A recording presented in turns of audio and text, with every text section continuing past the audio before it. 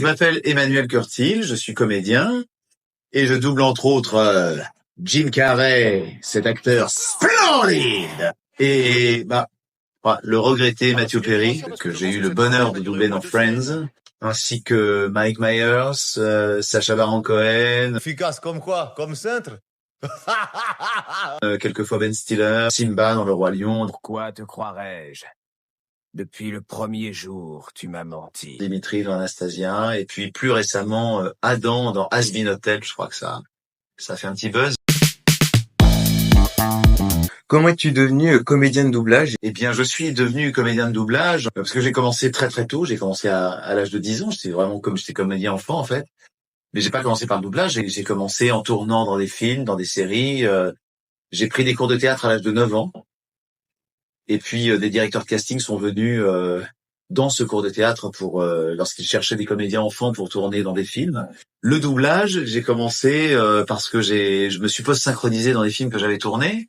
Donc, parfois, il faut refaire la scène pour des questions de son dont la prise était pas bonne. Et donc, à cette occasion, j'ai rencontré des gens qui faisaient du doublage et qui m'ont proposé d'en faire. Et voilà, c'est comme ça que c'est arrivé et que ça ne s'est plus jamais arrêté. D'accord. Quel est le personnage ou acteur que tu aimes le plus doubler? Oh, je pense que je vais dire Jim Carrey. Même si c'est vrai que Matthew Perry Chandler Bing. est un immense comédien, est un génie de la comédie. Il y a d'autres comédiens qui sont formidables que j'ai doublés. Mais c'est vrai que Jim Carrey, c'est vraiment celui qui a la plus grande palette de jeux, qui a pris le plus de risques, qui a eu un choix de carrière qui est aussi bon dans le cartoon que dans ses pitreries.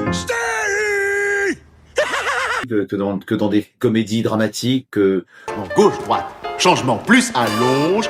ou carrément des drames. J'aimerais que l'on efface Clémentine. Il a vraiment exploré à peu près tous les registres qu'un comédien peut explorer, quoi.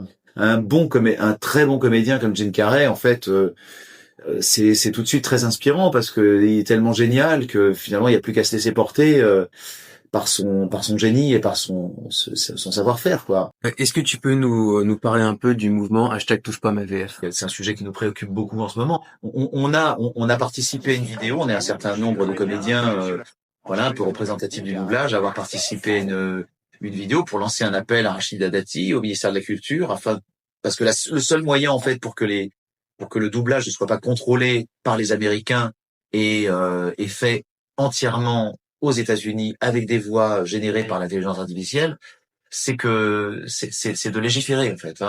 Il faut légiférer le plus rapidement possible, de manière à empêcher que toute œuvre doublée avec l'intelligence artificielle soit diffusée en France, quoi.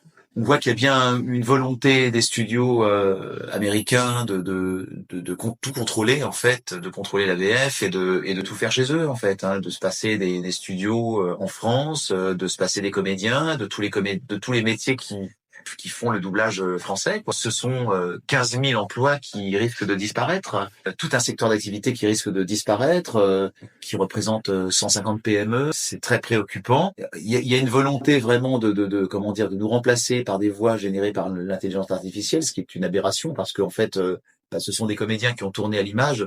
C'est aberrant de vouloir les doubler avec des intelligences artificielles, des voix générées par l'IA, des voix artificielles, avec des émotions artificielles. Enfin, ce sera jamais aussi bien que l'énergie d'un vrai comédien qui va reproduire le plus fidèlement possible ce qui est joué en original. Donc c'est un combat qu'il faut mener parce qu'il y a aucune raison pour que les Américains fassent leur loi en ce qui concerne notre VF, et la VF qui surtout plaît à 90% du public français. Elle est d'une excellente qualité. On a un savoir-faire qui est, qui fait que la VF est tellement appréciée. On ne peut pas priver le public de la VF qu'il a l'habitude d'écouter depuis que le cinéma existe. Pour l'instant, évidemment, c'est pas du tout au point, mais c'est qu'une question de temps. Et le jour où ce sera au point, même si c'est moins bien que ce qu'on fait, que ce qu'on est capable de faire, eh bien, ils essaieront d'imposer ce doublage de mauvaise qualité, mais en tout cas, ça leur fera faire des économies substantielles